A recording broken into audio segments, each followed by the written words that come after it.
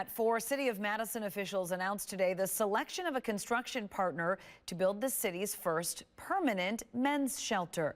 Myron Construction will build that shelter on Bartolon Drive. It is expected to be 40,000 square feet and house up to 250 men. Porchlight will serve as the local nonprofit operating the shelter. The city picked Myron after submitting a total bid of more than $23 million. Construction is expected to start later this summer and is projected to be finished in late 2025.